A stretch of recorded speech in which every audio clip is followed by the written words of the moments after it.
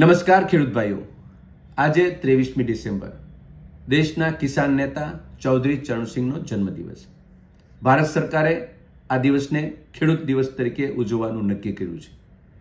એ નિમિત્તે એમના ચરણોમાં વંદન કરીએ અને સમગ્ર દેશના ખેડૂતોને શુભેચ્છા પાઠવીએ. વર્તમાન નરેન્દ્ર મોદીની એટલે કે ભારતીય જનતા પાર્ટીની સરકાર કેન્દ્રમાં 11 વર્ષથી છે અને રાજ્યની અંદર 25-27 વર્ષથી ભાજપાની સરકાર છે. ભાજપાની સરકારનો મુખ્ય ગોલ ખેડૂતોએ બરાબર સમજવાની જરૂર છે. એનો મુખ્ય ગોલ છે કે વર્તમાન ખેડૂતો ખેતી છોડે, ખેતીને બરબાદ કરે, ખેતીમાં નુકસાની કરે, ખેતી છોડી ઉભડિયા બને અને ઉદ્યોગપતિ જે એના માનીતા છે એને હવાલે કરે. આ વહીવટનો અરીસો છે અને આ અરીસા પ્રમાણે દેશનો વહીવટ થઈ રહ્યો છે. એના અનેક ઉદાહરણો તમારી સામે છે. એ જે બોલતા હતા એના કરતા વહીવટમાં એને ઊંધું કર્યું. બોલતા હતા એવું કે બહુત હુઆ કિસાન પર અત્યાચાર, અબ કી બાર મારી સરકાર. ખેડૂત મારો આત્મા અને ખેડૂત મારો અન્નદાતા. એટલે દેશના ખેડૂતોએ આને ખેડૂતના મસીહા તરીકે માની બેઠી અને મતો આપી ગયા અને સત્તામાં બેઠા પછી આ બંને શબ્દો અને બંને વાક્યનું બાષ્પીભવન થઈ ગયું. અને પછી શું આવી?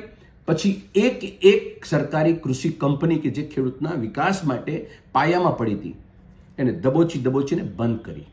કૃષિનું બજેટ જે ભારતનું હતું એને ઘટાડવાની શરૂઆત કરી. ખેડૂતોને જે સબસિડી મળતી હતી એ બંધ કરી.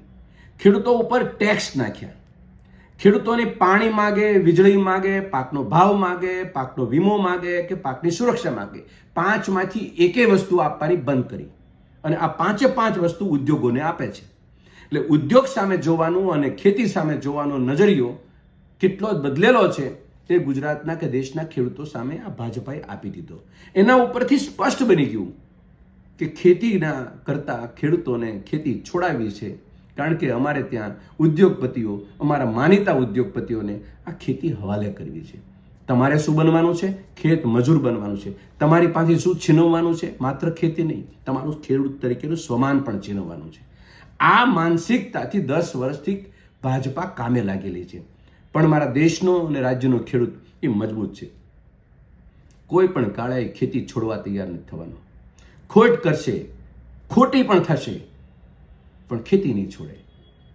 આજનો દિવસ સમગ્ર દેશના ખેડૂતો માટે આ ભાજપાના વહીવટમાં પડેલા એના કારસ્તાન અને વહીવટમાં પડેલી ખેતી વિરોધી નીતિ અને એની મનસાને ઓળખવાનો દિવસ છે. ગુજરાતના અને દેશના ખેડૂતોને 112 વખત મન કી બાત સંભળાવી, 22 કૃષિ યોજનાઓ આપી દેખાડવા માટે.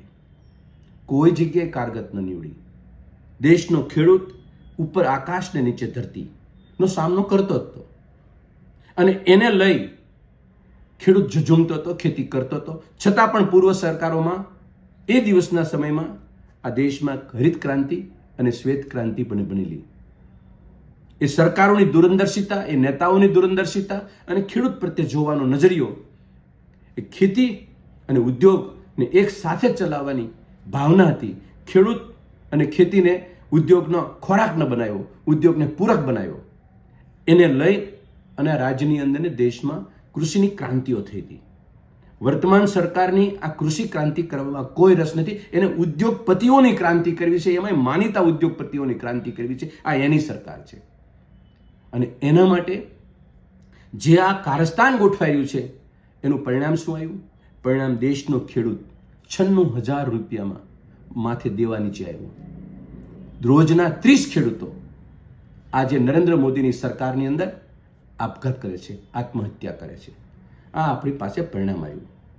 એટલા માટે આ દેશમાં કિસાન દિવસ એ ખેડૂતો માટે સમજવાનો દિવસ છે, શાંતિથી વિચારવાનો દિવસ છે, ખેડૂતોને પોતાનું ભવિષ્ય શોધવાનો દિવસ છે કે મારું ભવિષ્ય કઈ દિશામાં વિચારવું.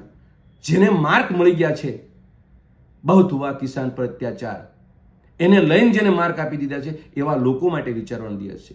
ખેડૂત મારો આત્મા અને ખેડૂત મારો અન્નદાતાની વાતો સાંભળીને આપણે અભિભૂત થઈ ગયા છીએ એવા લોકો માટે વિચારવાનો દિવસ છે. ફરીને ખેડૂત દિવસની શુભકામના પાઠવું છું. સરકાર પાસે આપણે હક અને અધિકારો માગીએ અને આપણી લડાઈ લડતા રહીએ. જેવી રીતે આપણા માટે ચૌધરી ચરણસિંહ લડ્યા છે. આપ સૌને ફરી ખૂબ ખૂબ શુભેચ્છા પાઠવું છું.